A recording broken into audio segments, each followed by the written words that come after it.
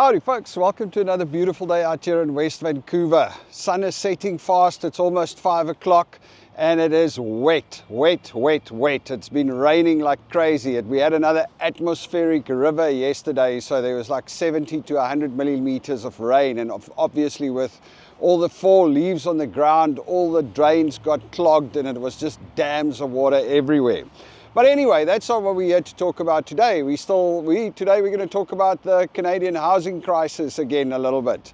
So there's a lot of things going on trying to solve the problem, because everybody now seems to come around to the fact that it really is a problem with housing. Number one, house prices are through the roof. Number two, rentals, it's very hard to get and very expensive, and everybody is freaking out about it, and the government is trying their best to pacify the people. There's an election coming up next year. So anyway, there's a few things that's happened. Number one, remember I told you last time that the Airbnbs in Vancouver, or BC, has now put a damper on all Airbnbs. You're not allowed to Airbnb a property that you do not live on. So you can only Airbnb rooms or a section of your own house. You can't just buy an investment property. Now that's going to put a whole lot of new rental properties on the market.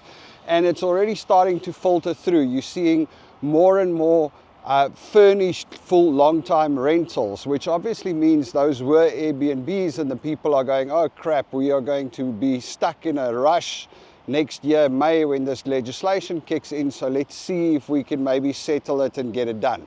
But that's not the only thing getting in the Airbnb space face. The federal government also announced new laws that, you know, previously an Airbnb was seen as a business. So if you bought an apartment and you Airbnb'd it out, you could claim the expenses that you had for those apartments against your income. Those were expenses. So you could claim the expenses from the tax and only pay tax on the profit.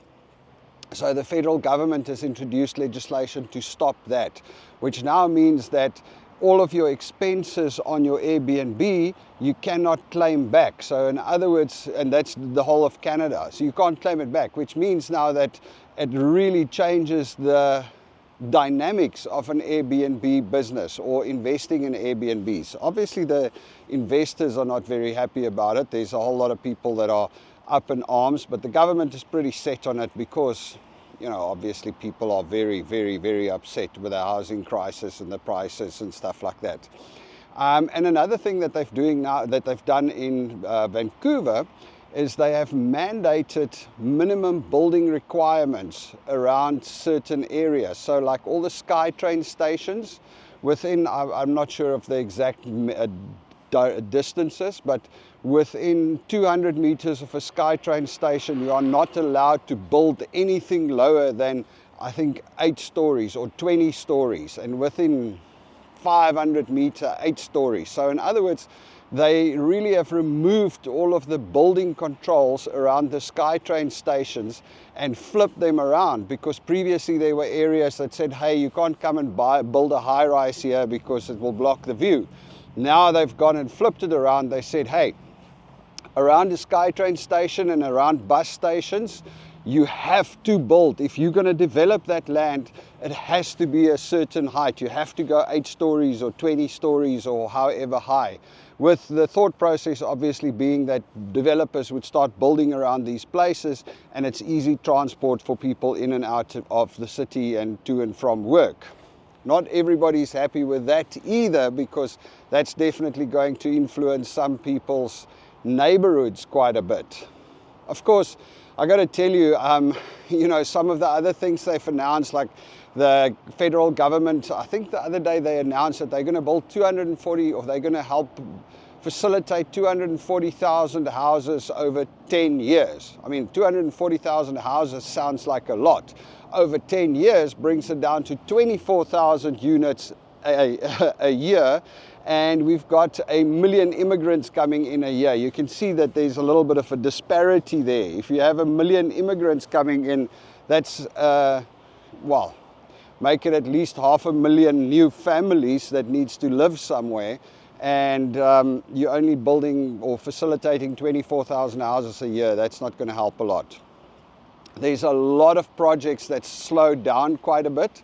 There's really I see in the news more and more some of these high rises now in Toronto and things like that. There's contractors that's going belly up. They can't pay their bills because remember, those guys also, when they build those things, they go and take debt to build it and it takes years. And with the interest rates that's gone up, a lot of those people are in trouble as well. So we're monitoring it, we're seeing it. Prices are coming down. There are areas in Canada now where you can see prices coming down, definitely. And there's also more and more people that are offering owner financing and stuff like that. So you can definitely see there's movement in the market. And home prices are definitely down from their peak.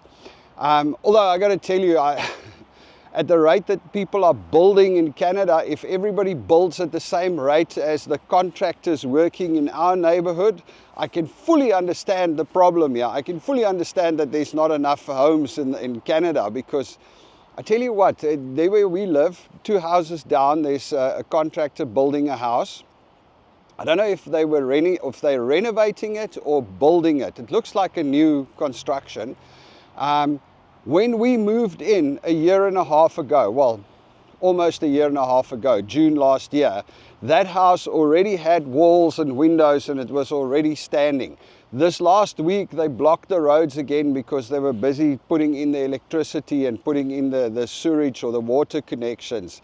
I mean, they've been building for a year and a half, and I can tell you what, it's not nearly finished. But that's not the only one.